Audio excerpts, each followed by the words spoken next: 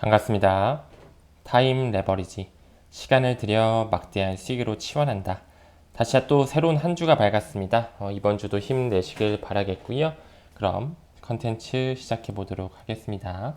방송을 촬영하는 시점으로 업비트 창은 역시나 다시 파랗게 물들어 있으면서 약보합 상태를 보여주고 있어요. 투자자들을 힘들게 만드는 그런 상황을 연출해내고 있다.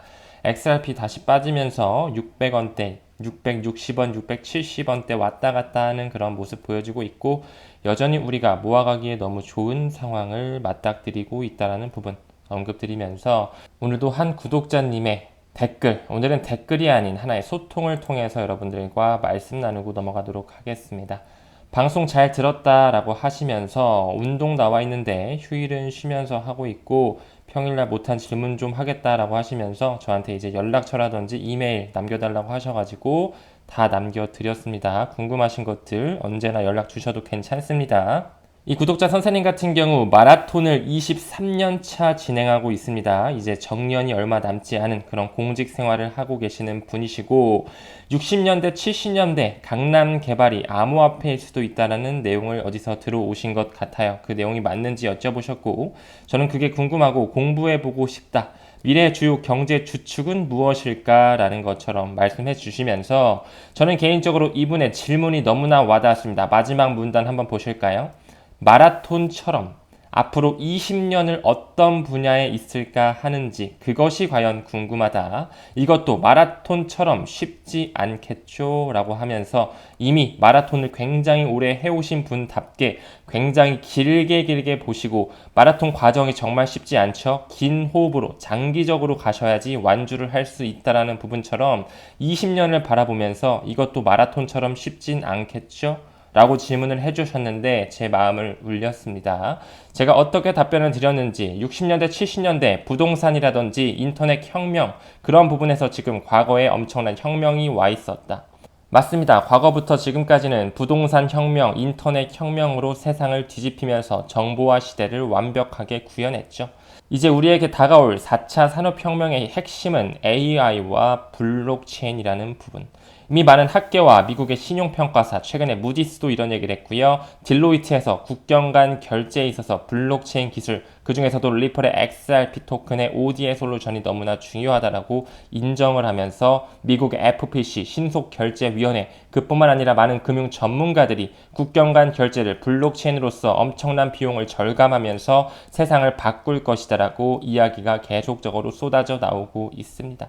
그렇기 때문에 저도 말씀을 드린 겁니다. 4차 산업혁명의 중심은 리플의 XRP예요. 이게 아니라요. 산업군만 한번 보자고요. AI와 블록체인인 점은 확실하다라는 부분. 그 중에서 우리는 핵심 측인 리플사의 XRP 토큰에 공부하는 것이지요. 남은 정년까지 힘내시면서 꾸준히 공부 이어가시길 바랍니다 하면서 마라톤의 마인드로 접근하신다면 반드시 성공 이루시리라 생각이 된다라고 말씀을 드렸습니다. 최근에 안유아 교수도 인터뷰에서 이렇게 이야기를 하더라고요. 인생도 투자도 바로 믿음에서부터 믿음으로 끝난다라는 부분. 이 어바인대학교 교수 안유아 님이 계속적으로 어떤 이야기를 하느냐 이 책에서도 나오는데요. 웹3의 시대가 올 것이다. 메타버스, NFT 시대가 올 것이다. 이 부분과 우리가 투자하고 있는 XRP가 과연 상관관계가 있을까요? 저는 반드시 있을 거라고 생각을 합니다. 웹3, 메타버스, NFT 많이 들어보셨을 거예요. 4차 산업혁명.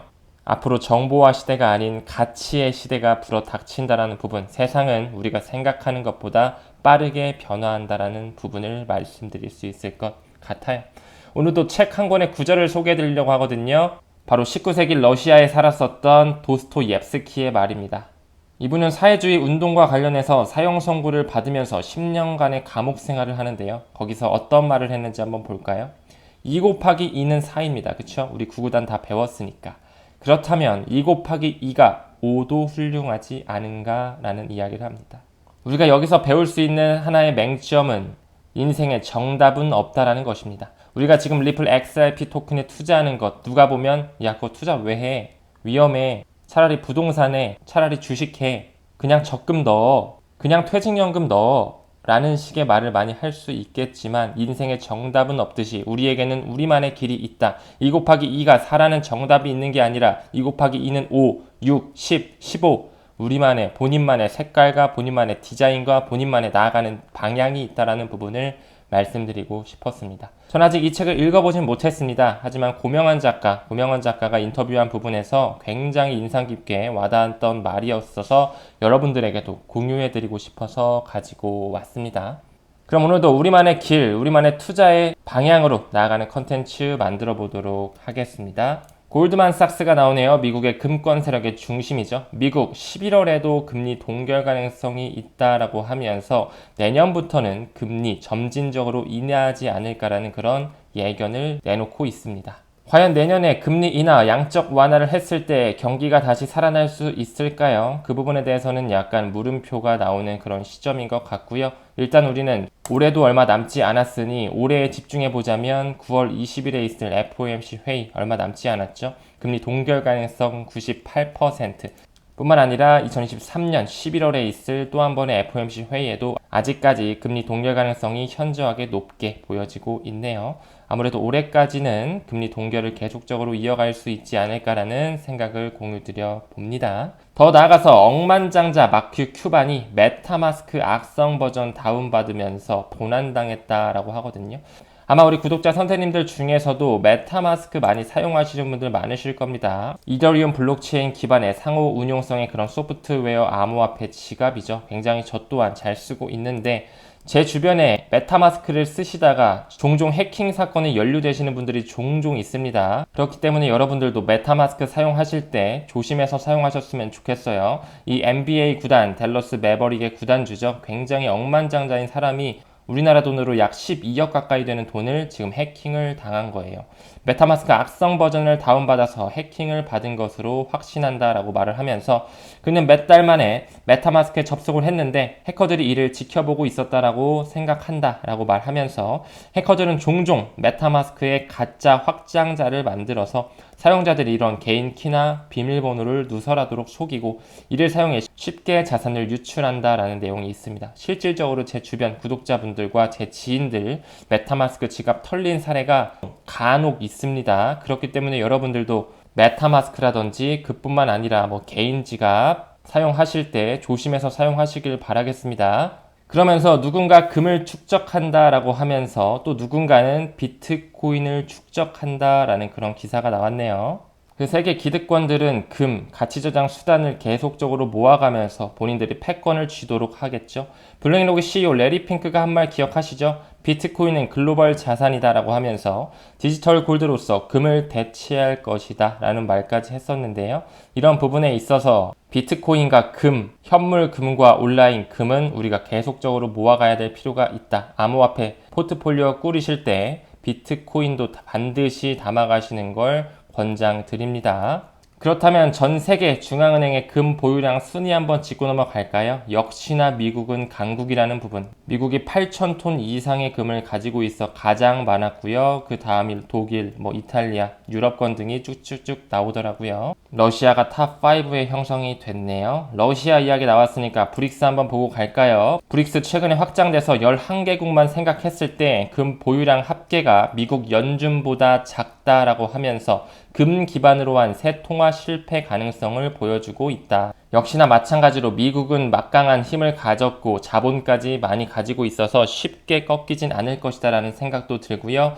브릭스 11개국 중앙은행의 금 보유량 합계는 6,600톤 정도인데 방금 말씀드린 것처럼 미국 연준이 보유한 톤은 8,000톤 넘는다라는 부분에 있어서 1,500톤 가량이 미국이 더 많다라는 부분. 그럼 과연 브릭스의 공동통화는 어떤 것을 기반으로 나올지 우리가 생각해 볼 필요가 있을 것 같은데요. 현물 금은 미국에 뒤처진다면 디지털 금은 과연 어느 중앙은행이 가장 많이 가지고 있을까?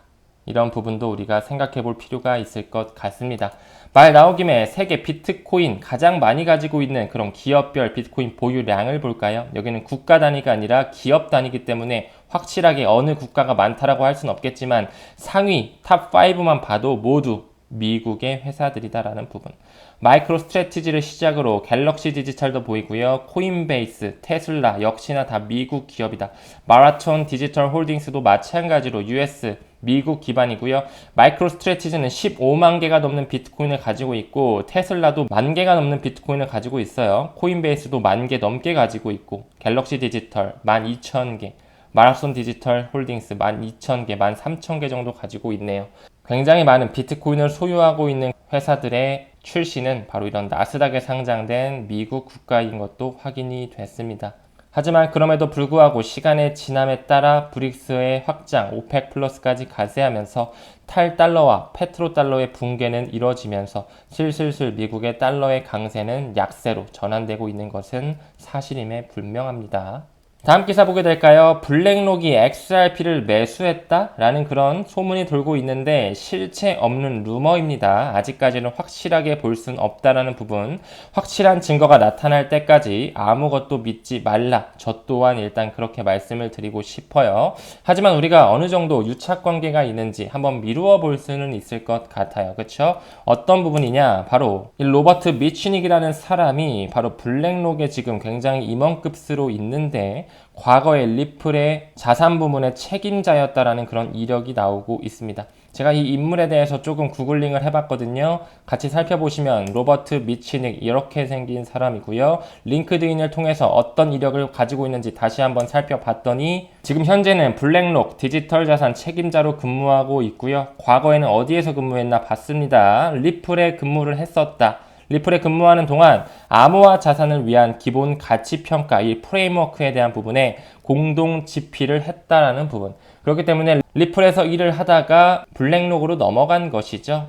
이런 식으로 어느 정도 리플에 일하던 사람이 블랙록으로 넘어갔다는 부분은 확인이 됐다라는 부분. 참 리플은 영향력이 참 막강한 것 같아요. 조 바이든 정부가 연방준비은행 감독 부의장으로 이 마이클 바, 리플의 고문 출신이죠. 리플의 고문 출신 마이클 바를 연준 부의장으로 확정했었던 그런 이력을 미루어 보았을 때도 블랙록이라든지 미국의 연준, 리플 출신의 사람들이 그렇게 세계 기득권층으로 갈 수 있다는 것이 굉장히 또 우리가 의미 있게 볼 수 있는 하나의 이력이자 이슈이지 않을까 라는 말씀도 드릴 수 있을 것 같고요.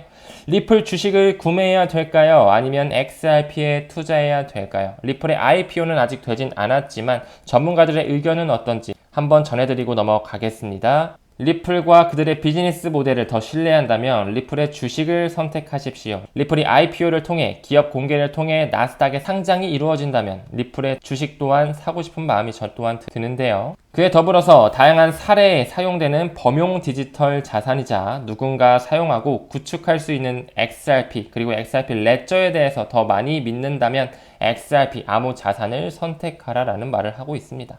무엇보다도 리플이 하루빨리 IPO 기업 공개를 통해서 나스닥에 상장되면서 굉장히 많은 투자를 유치받았으면 좋겠다라는 그런 투자자로서의 생각이 드는 지표인 것 같습니다. 마지막으로 골드만삭스 오늘 많이 나오네요. 골드만삭스가 PDF에서 어떤 논문을 통해서 XRP 암호 자산들을 언급하는지 한번 보고 넘어가겠습니다. PDF 전문을 아예 가지고 왔고요. 제목을 먼저 살펴보시게 되면 탑 오브 마인드라고 해서 크립토, a new asset class, 크립토에 대한 새로운 영역에 대해서 인사이트를 제공하는 하나의 잡지이자 아티클이죠. 2021년 5월에 발간이 됐고요. 살짝 읽어볼까요? 탑 코인과 토큰에 대해서 몇 가지 나열을 해놨습니다. 2021년 5월에 발간이 됐다라고 했는데 그때만 해도 리플은 기소당한 지 얼마 안 돼서 뼈도 못 추리고 있는 그런 상태였을 거예요.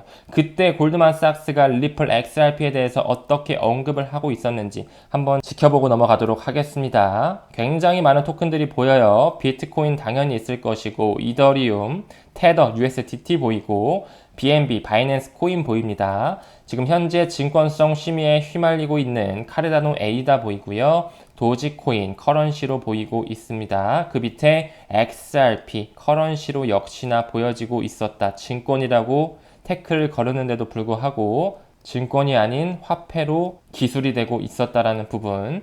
그 밑에 폴카닷이라든지 좀 더 내려가서 인터넷 컴퓨터까지 ICP까지 요 정도가 살펴지게 되네요. 좀 더 가서 USDC 스테이블 코인이죠. 비트코인 캐시 역시나 있었고 라이트코인도 보입니다. 유니스왑 그리고 에이브도 보이고요. 모네로까지 마지막 알고랜드까지 보여지고 있습니다. 이런 부분에 있어서 XRP를 과거부터 커런시로 인정했다라는 부분 우리가 좀 지켜볼 수 있을 것 같고 더 나아가서 XRP는 리얼타임 세틀먼트 시스템이다. 국경 간 결제에 있어서 실시간 결제 솔루션 시스템이다. 그리고 교환과 송금 네트워크를 위한 그런 시스템이다. 바로 이 기관들이 크로스 보더 페이먼트, 국경 간 결제를 하기 위해서 금융기관들이 쓸 수 있는 하나의 교환이자 실시간 총액 결제 시스템이자 송금 네트워크다라는 부분으로 정의가 내려져 있더라. 이런 부분을 미루어 보았을 때 우리가 투자하고 있는 XRP는 미국의 금권 세력의 중심이라고도 볼 수 있는 이 골드만삭스에서 탑 코인으로 지명이 됐었다. 2021년에 지명이 됐었다라는 부분 굉장히 의미가 있는 것 같습니다. 하루빨리 ISO 2002 블록체인이 들어간 새로운 메시징 표준에 모두 깔려서 디지털 세상으로 갈 수 있는 그런 빠른 시대, 혁신적인 시대가 왔으면 좋겠고요. 왕관의 탈을 쓴 XRP의 자리를 하루빨리 볼 수 있는 날이 왔으면 좋겠습니다. 금일 영상은 여기서 마무리하고요. 이번 주도 화이팅 하시길 바라겠습니다. 금일도 부족하고 미흡한 영상 끝까지 시청해 주심에 대단히 감사합니다. 고맙습니다. 성투합시다.